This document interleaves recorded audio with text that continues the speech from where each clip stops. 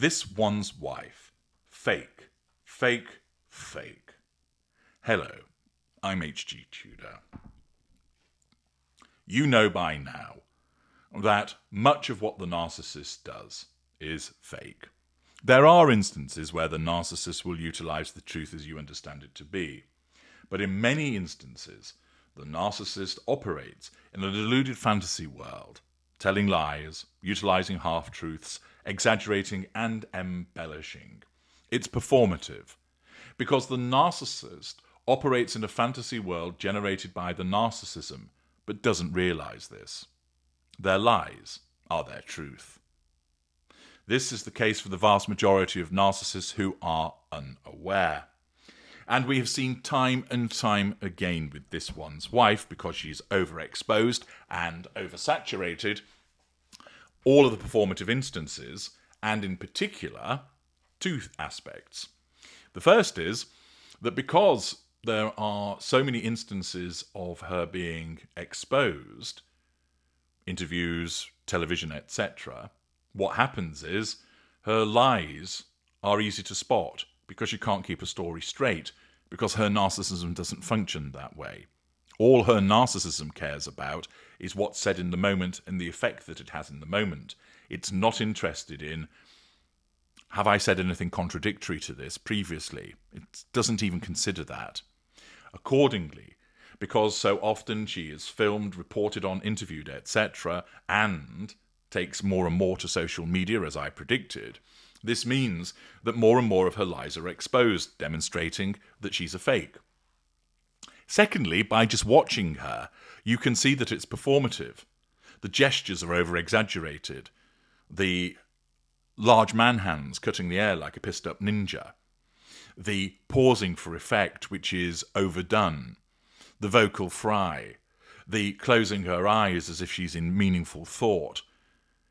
It's acting, but awful acting, which is quite hilarious given the fact that she's meant to be an actress. And thus, you see the fakery not just in what she says, but in how she delivers it and how she acts also. You also know that much of what she does is fake because she's a narcissist, and that's what narcissists do. And we've got another instance of this fakery writ large, courtesy of her banal television show. This one's wife has decided to take an excerpt from it and highlight it as a reel on her Instagram. Yes, once again, the narcissist taking to social media for the purposes of the pursuit of the prime aims. It's where she's with Chef Jose, and he's cutting up some lobsters. Have a look at this particular clip that this one's wife has shared herself. A lobster. Come over here, baby. Called it baby. We go there. You need to be very careful because they call it spiny lobster for a reason, because it's really spiny. Now, this head, we're gonna cut it in the middle. We put it right here. We do the other cut the other way. And right here you have the lobster cut in half. Well done. Are you okay? Yeah. I'm good. I can do it. Look, if it's a fish, I can somehow get involved. I don't know when... I mean, listen, at the end of the day... It's the circle of life. It's the circle of life. I'm gonna cut the medallions like this in half, you see? Do you know who doesn't like lobster? Who? My husband. No way. And you marry him? Now, first of all, you'll note that this one's wife has attempted some humour.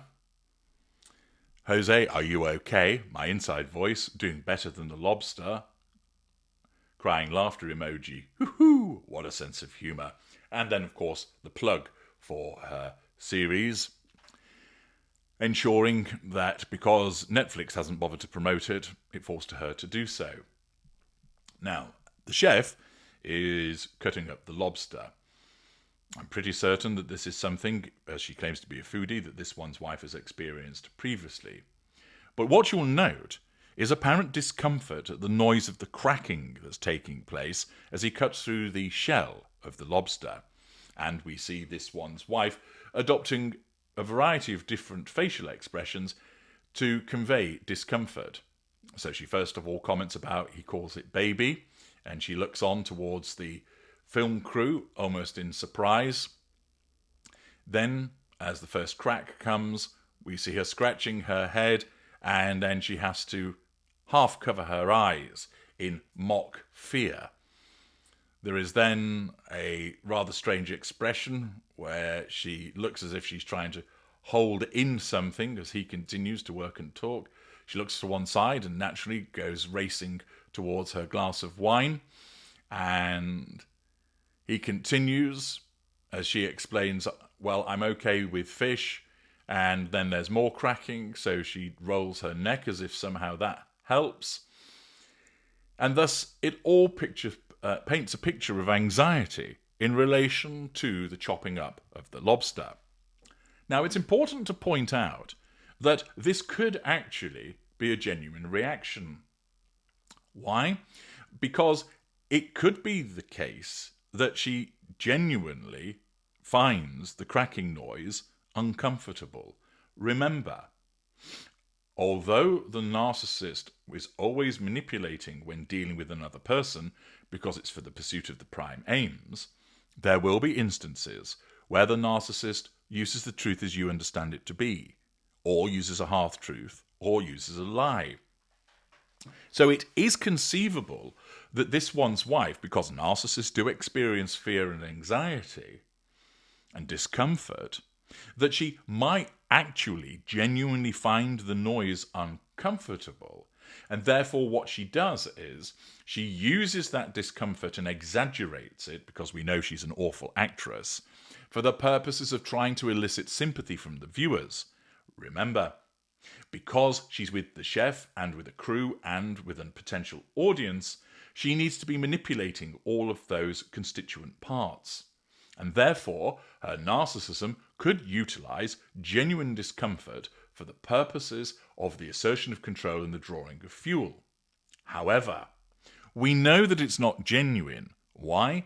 Because once again, the compartmentalisation of the narcissist gives her away as a fake.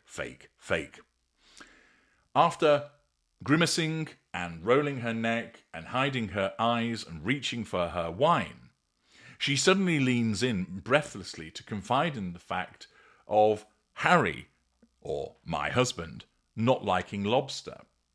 And so you'll notice that all of a sudden the discomfort has vanished, that it's forgotten about. Why?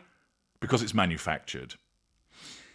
If you consider that there are, let's say, 20 seconds in relation to the lobster, second 1, second 2, second 3, second 4, they're all separate instances.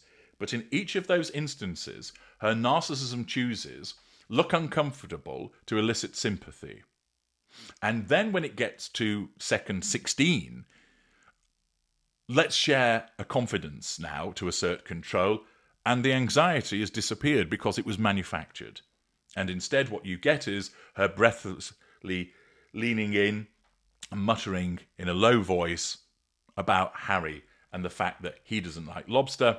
And then we have the chef saying, and you married him, which is mildly amusing. And then we get the ridiculous fake laugh in the 19th and 20th second from this one's wife. So if you think about this clip as being compartmentalized into 1 second bites, each of those 1 second bites is its own incident, whereby in that 1 second, this one's wife needs to assert control and draw fuel, and then the same in the next second. Now, it might be that there's a consistent behavior through a number of those seconds, but what we see is this inconsistency. Discomfort and anxiety in relation to the lobster, then completely comfortable about the lobster as she shares the anecdote about Harry, and then laughing her head off in a fake manner. The fact that she shares the anecdote and laughs in the manner that she does demonstrates that the anxiety experienced beforehand is entirely fake.